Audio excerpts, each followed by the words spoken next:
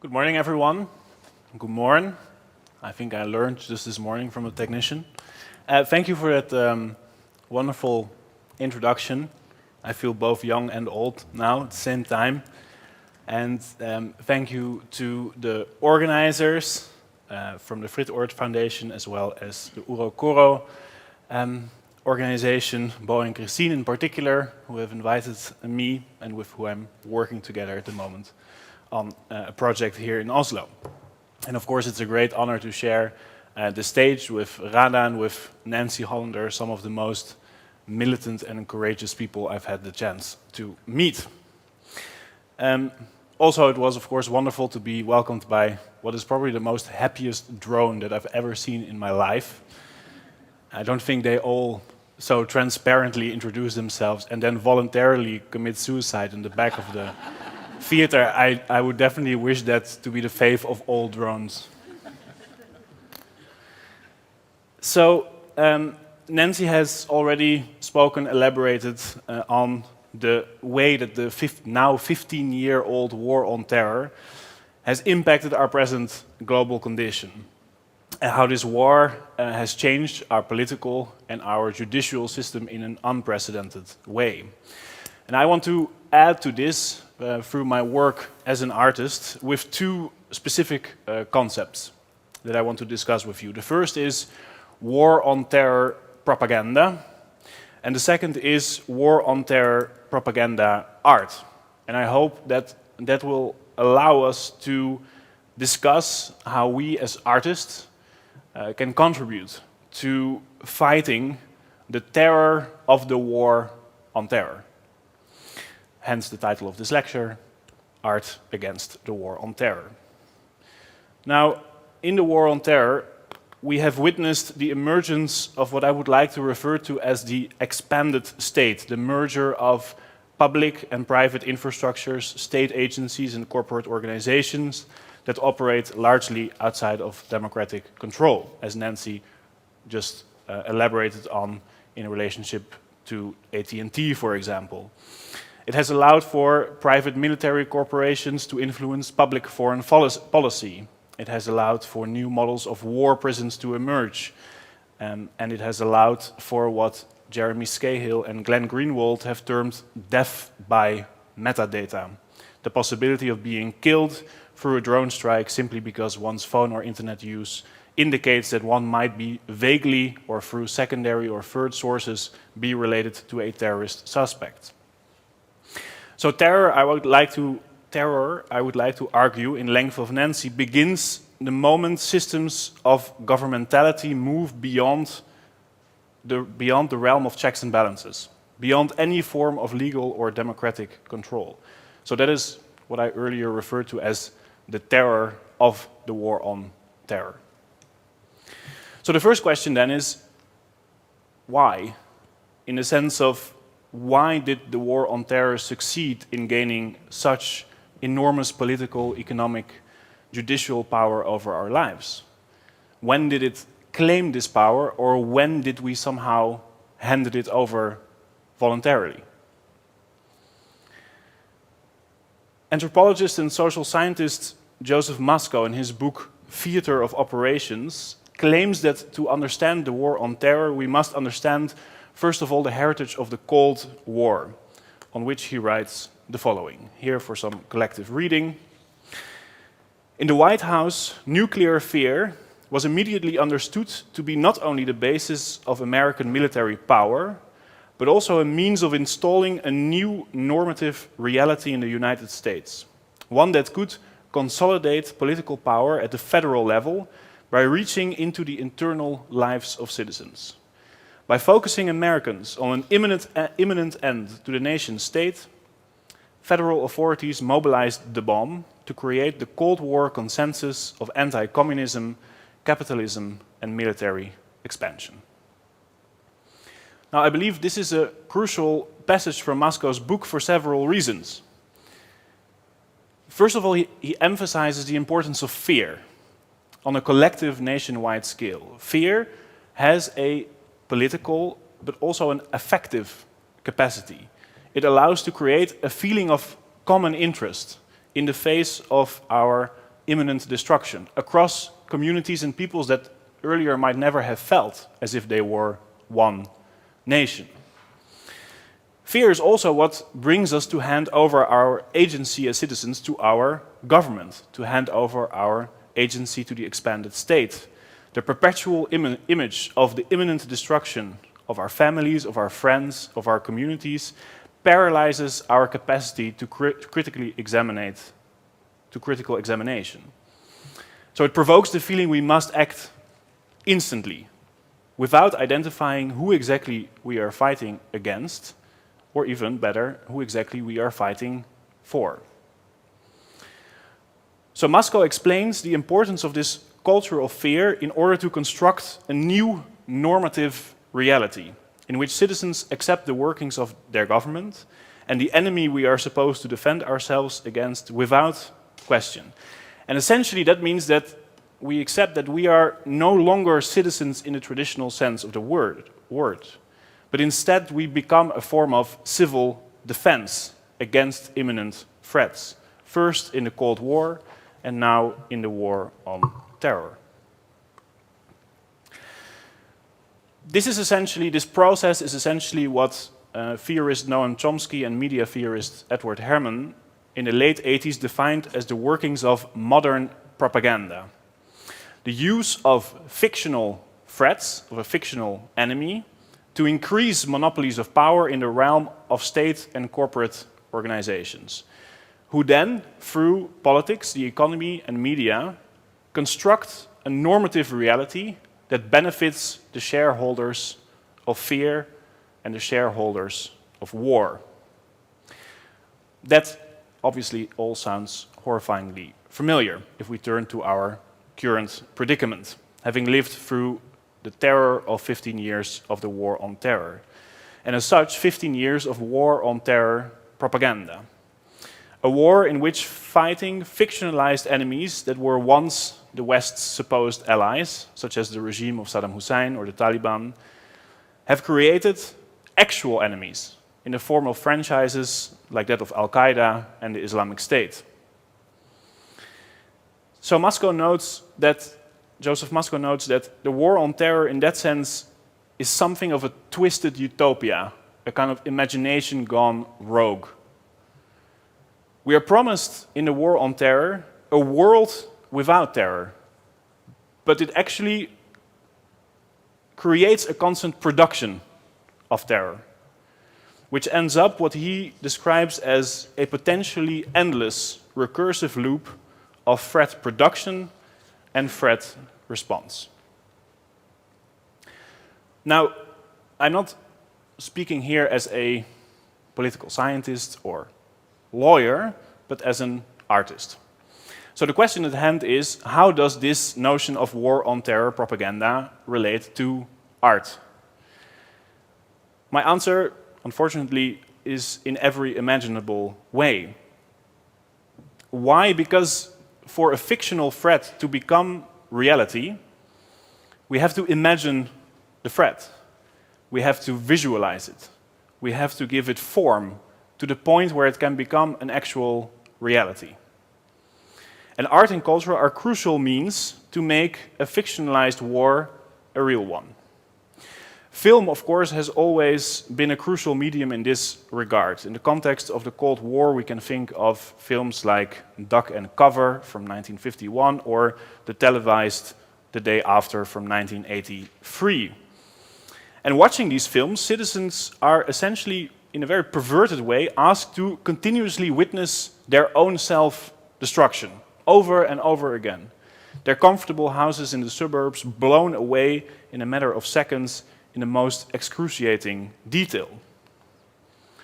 Citizens in Cold War cinema were thus asked to witness the imminent destruction of the American dream, their consumer utopia, as well as the social order it represents. And it's very interesting to note that in many of these films, at the moment of attack, at the moment that nuclear bombs are projected upon the United States, it always happens at the moment in which there is a traditional social order that is laid out in front of us. Women are performing care labor, in the family, they're taking care of children, they're cooking. Men are in their studies, or they are working at the whatever factory business to provide for the family. So, although the image shows an image of destruction of this traditional family and its suburbia, at the same time, it also tries to tell us this is how it should be. It tries to reinforce the social order by projecting its destruction. Film and television have, in that sense, been crucial artistic means in order to inscribe in our consciousness the image of imminent threat and to cultivate the continuous anxiety and sense of instability that makes us willing to hand over our political agency voluntarily, even happily, to a ruling order. For those who were first-hand witnesses of the attacks on the Twin Towers, this was evidently an enormous and devastating shock. But the many people that witnessed the attacks on the Twin Towers from afar, like probably most of us, have often experienced a strange feeling of repetition. The feeling that somehow all of this had already happened before, but in a much more dramatic and a much more horrifying way. Did comets not already destroy New York City and Armageddon and Deep Impact? Had we not already experienced the high-resolution cinematic collapse of our political order in the form of Soviet nuclear attacks, aliens, comets, volcanoes, tidal waves? We have rehearsed over decades, again and again, through art, our own imminent self-destruction from the Cold War to the present.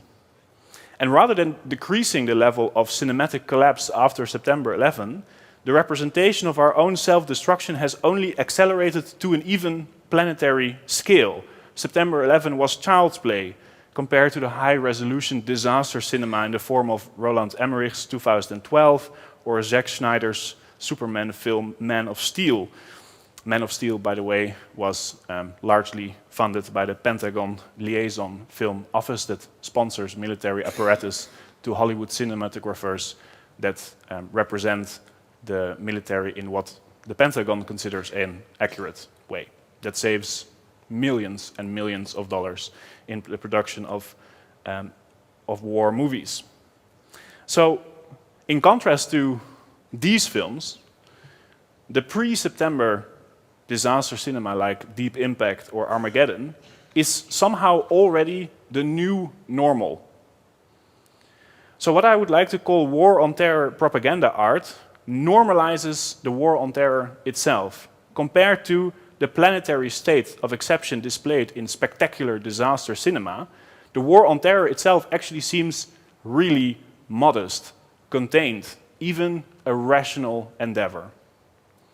The excess of the disaster that we rehearse and witness through spectacular cinema turns the actual disaster that is enacted in our name in the present as into negligible incidents of the new normal. Now, cinema is a kind of evident example of war on terror propaganda art, but there's also a long history of radical theater and performance from the Cold War to the present that engaged citizens in rehearsing their own self-destruction and prepared them to become the front line of civil defense.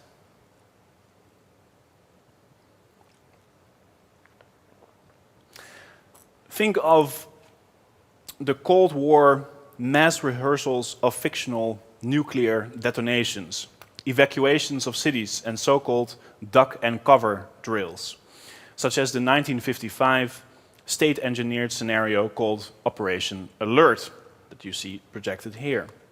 A nationwide exercise that involved 60 cities, which in the scenario were hit by a variety of atomic and hydrogen bombs, producing over 8 million instant deaths and another 8 million radiation victims. So, as artists, or those involved in art and culture, when it comes to the history of radical theater and performance, we tend to look at the works of playwrights and directors like Antonin Artaud or Bertolt Brecht that challenge the relationship between actor and audience, the difference between stage and the space of the spectator. But if we look at the script of Operation Alert, that went much further. It turned 60 cities into a theater stage. It turned all of its citizens of these 60 cities into actors. And it did not just question the staged nature of reality, it actually created a whole new reality through a new form of spectacular mass theater. And this might seem like a remnant from the past, but war on terror propaganda art has continued to develop and perfect the strategies in which citizens become the performers of their own imminent self-destruction and survival. So we can think, for example, of the two-yearly state-engineered mass theatrical spectacles known as Top Of, which stands for Top Officials, which consists of fictional attack scenarios involving so-called weapons of mass destruction used by terrorist agents. And the one that I will discuss here is the Top Of 2 spectacle, of which you here see the report that took place in Seattle and Chicago in 2003, involving 8,000 participants. So the scenario that you see laid out here, or at least the planning up until the realization of this scenario, the scenario begins with a fictional Middle Eastern terrorist network known as GLODO.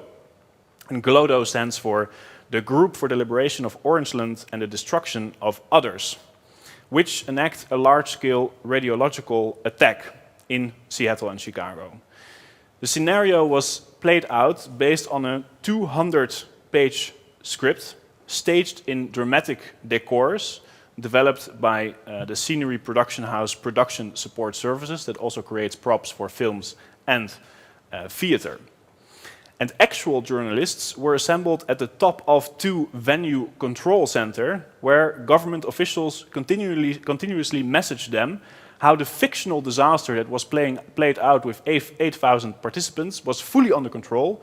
Government services and civil defense were operating to their maximum capacity to control the damage of the even so fictional GLODO terrorist group. And here you see an image from the play in action.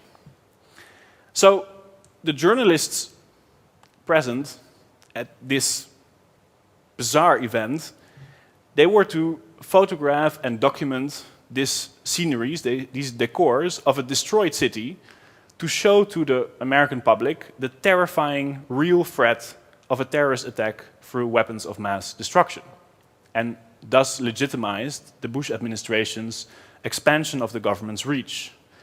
But at the same time, they were also supposed to show how government was a trustworthy partner in regulating the ruins after the acts. That's why the government officials come back and come to the journalist information center all the time to tell everything is under control, even though the disaster they have staged themselves, which is kind of a good summary of the war on terror as such.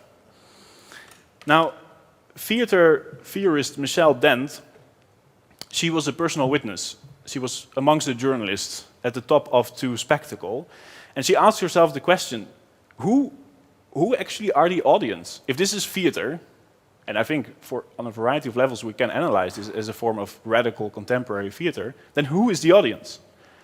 The virtual citizens of Seattle, the government officials in play, the real-time media, the would-be terrorists? The answer seems to be, in the case of Top Of 2, everyone at the same time. But not just as spectators, but simultaneously as performers. They are spect actors, as the progressive Brazilian theorist and theater maker Augusto Boal termed it, although I don't think this was exactly the kind of theater that he was aiming at. So in the process of collectively performing and being spectator to one's own destruction, the new realities of the war on terror are established.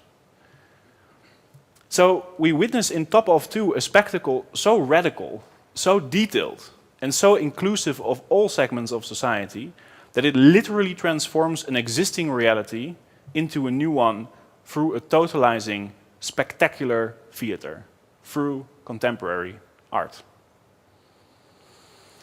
And the list of examples are long, too long. I'm writing a book currently on contemporary propaganda art, and it's difficult to keep it short somehow. It reaches from cinema to television, radical theater, but also computer games, comic books, popular music. I would say that at the core of it lies the attempt to create a new normative reality, the new normal that we discussed earlier on. And this new normal is constructed through continuous threat production, and war on terror propaganda art has the task to give form to these threats, and as such to strengthen the nation in their willingness to become the front line of civil defense. What we perform when we are engaged in war on terror propaganda art, in the form of cinema or theater, is essentially to become us, with a capital U. And I mean us in the sense of the us and them dichotomy that lies at the foundation of war, at the ideological foundation of the war on terror. And the paradoxical reality of our time is, of course, that we are faced with threats, with real threats, massive economic deprivation and inequality, our loss of civil rights and means of democratic control, structural racism, violent exclusion, disastrous impacts of our current lives and industries on climate change. War on terror propaganda art, it forces us to forget that we are actually faced with fundamental existential threats on a continuous level. But it turns it into an imagined imminent threat. So war on terror also censors, war on terror propaganda and war on terror propaganda art also censors our consciousness from the actual threats that we are facing. Our struggles in the form of class oppression, exploitation disappear in the face of direct danger. And as a result, we are effectively turned into a nation. But we are not one. But we have to become one because of the threat that the other, them, poses. And the other, them, is of course the terrorist. Sometimes literally represented in Orientalist depictions of freedom-hating, ultra-fundamentalist Muslims in TV series like 24 or Homeland, and sometimes represented in the form of a supposedly barbarian alien race, a vicious comment coming from the darkness of an ever-threatening galaxy. Unfortunately, I have the feeling that in contemporary disaster cinema, these two are exactly the same thing. War on terror propaganda composes, visualizes and performs these endless threats, and as such has been able to claim an enormous and frightening achievement. Namely that it does not just produce art, but it produces new realities through art. Devastating realities with millions of actual victims as a result. So that leaves me 8 minutes to talk about the role of art in resistance against the war on terror. What does it mean to make art against the war on terror?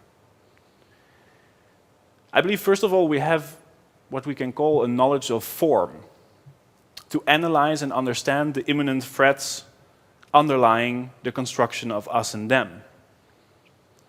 That we can analyze the fictional constructions of these imminent threats through the means of art.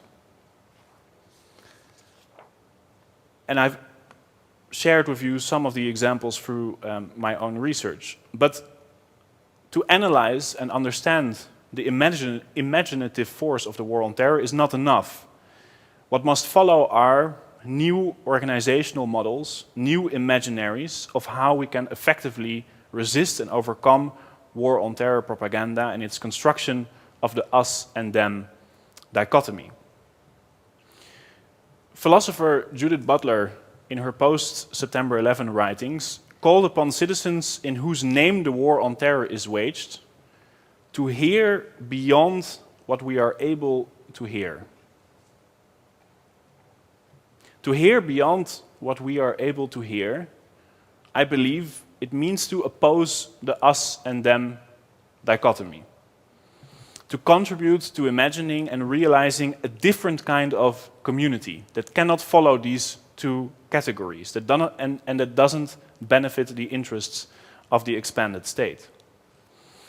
For this reason, I founded in 2012 the artistic and political organization New World Summit that consists of members from the field of art, architecture, design, diplomacy, philosophy, with the task to develop what we call alternative parliaments for stateless and blacklisted political organizations all over the world.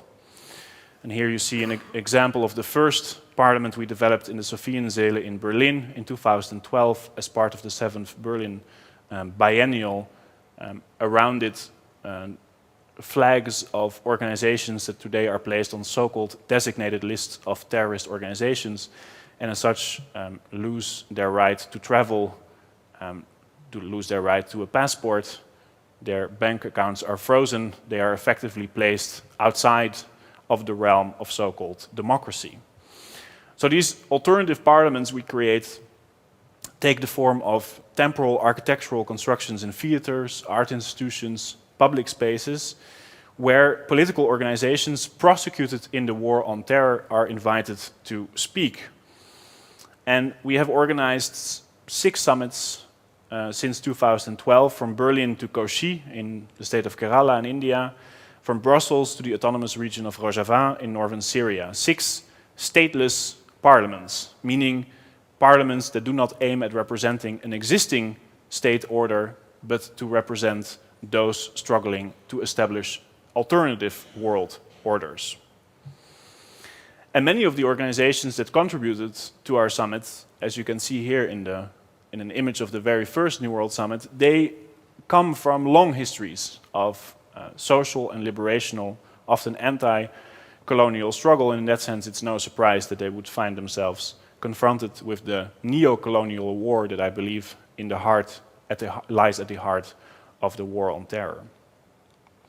So more than 50 representatives of stateless and blacklisted organizations from all of the world contributed to these summits, from representatives in Catalonia, the Basque Country, Somaliland, Azawad, Ogadenia, Oromia, Kurdistan, Baluchistan, East Turkestan, West Papua, the Aboriginal nations, and many more. Nancy Hollander was amongst the very first to contribute to the New World Summit. Joanna Warsha, that's here, was a curator of the first summit. Rada de Souza and Nancy contributed to the 6th New World Summit, so I'm very much amongst friends in that regard.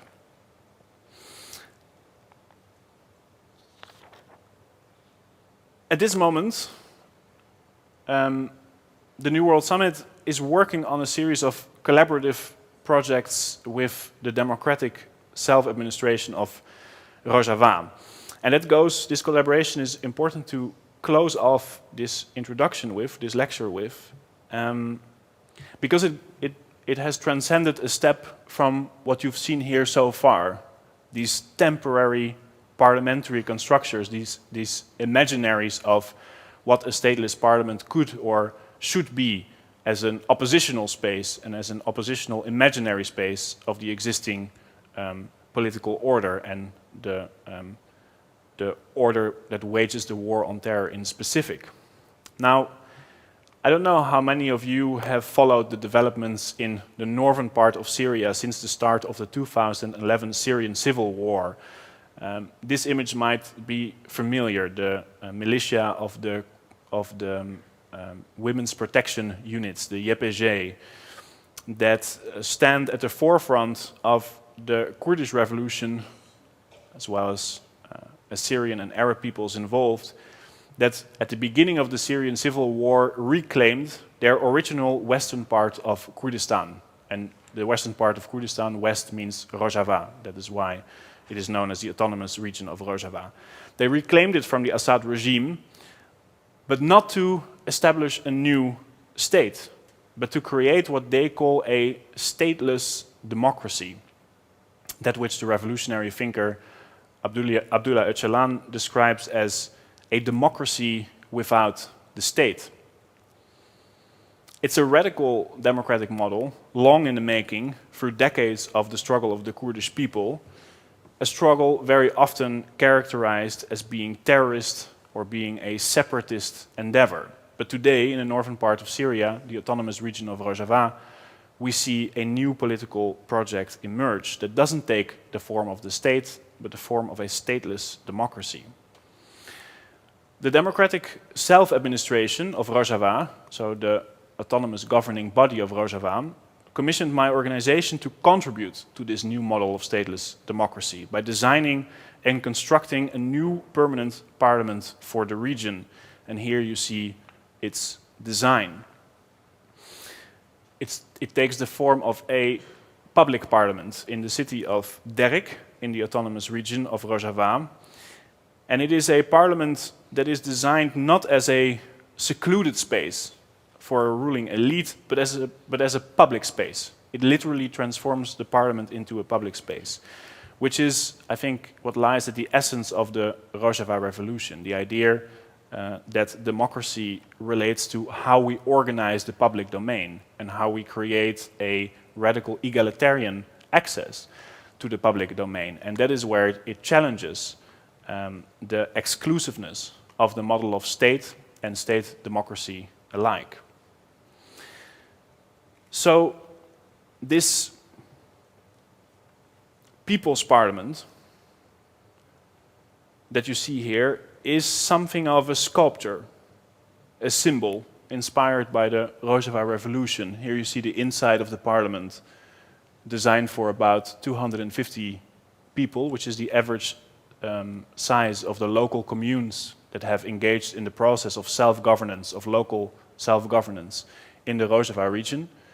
The center of the space remaining consciously empty, and around the parliament pillars that represent in 4 different languages, in Kurdish, in Assyrian, Arab and English, the key values that lie at the basis of the Rojava revolution that go from self-governance, gender equality, communal economy.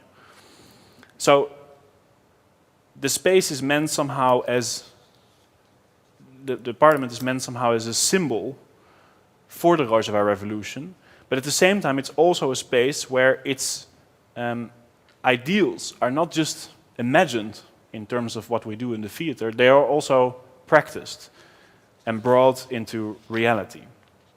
The construction of the parliament, as you can see here, began in August 2015, when we organized also an international delegation of organizations from our network, other stateless movements, progressive political parties, academics, journalists and the like, to witness the Rojava revolution and celebrate this new parliament in the making.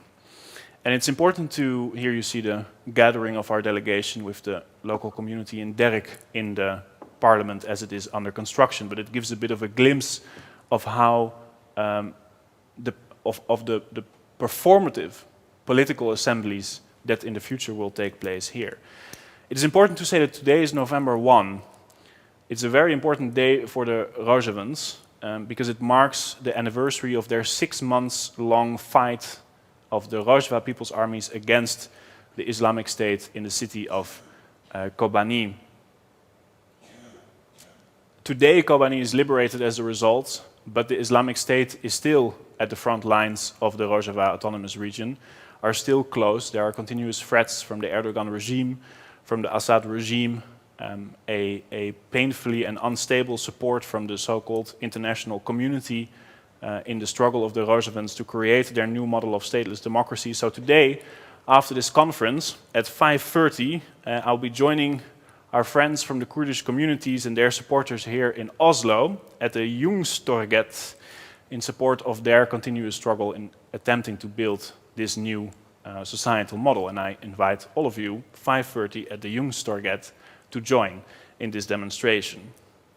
So the final inauguration of the parliament, you see the current status of the construction work here, is planned for early 2017. And in the meantime, here in the city of Oslo, together with the architectural triennial Uro and Koro and the democratic self-administration of Rojava, we are also creating a temporal embassy for the Rojava autonomous government in the city hall. And here you see a design of how this embassy is going to look like and how we are going to try to propose through these ideas of the Rojava movement of a new stateless democracy the possibility of a new model of stateless diplomacy. So we are hoping to challenge and revolutionize the long diplomatic history of diplomacy in the country of Norway. And you're hereby all invited for the opening of the New World Embassy of Rojava on November 26 and 27. So, how does all of this relate to overcoming the us-them dichotomy? How does all of this relate to what Butler described as the necessity to hear beyond what we are able to hear? We organize the New World Summit as a place of assembly between those in whose name the war on terror is waged, and that is a majority of us here, so largely citizens of the Western world, and those against whom the war on terror is waged. In this case, organizations and people faced with blacklisting. We believe that today, these two groups, the group of people in whose name the war on terror is waged and against whom it is waged, might have more in common than with the states that wage war in our name or against us. So, obviously these two groups experience very different forms of terror. There's no comparison between the erosion of civil rights in the West that Nancy describes and the complete destruction, indiscriminate destruction of peoples in Afghanistan, in Syria or in Iraq. But the kind of world that we do want to live in, the desire for actual international solidarity and possibly even friendship, that is a project that we might share. We too wish to engage the imaginary of art to create new realities, just as war on terror propaganda art does. But the reality of friendship and the reality of solidarity and egalitarianism that we propagate is fundamentally different, or aims to be fundamentally different, from that of the war on terror. So overcoming the us-them dichotomy, it does come with a certain cost. It comes with a loss of a certain privilege, I would say, as a result of distancing ourselves from the notions of us in us and them. That is the exchange. As long as we belong to us, we also remain, we gain privilege and we gain protection from our governments. We remember the famous words of George W. Bush at the start of the war on terror: you're either with us or against us. As Rada recalled in the introduction to Nancy this morning, Nancy Hollander answered George W. Bush brilliantly when in 2010 a New York Times op-ed appeared in which Nancy Hollander described how through her lifetime she had defended people accused of all sorts of criminal action, from fraudulent behavior to murder, but that from the moment that she defended suspects of so-called terrorist activities, suddenly she herself was accused of being a terrorist as well. And she responded defiantly by saying that if defending the law as it was before September 11 was to be considered a terrorist act, then she would proudly claim the title of terrorist lawyer. A terrorist lawyer, and proud of it, was the title of her article. So maybe we should, even so proudly, now declare ourselves as terrorist artists, and proud of it. Thank you.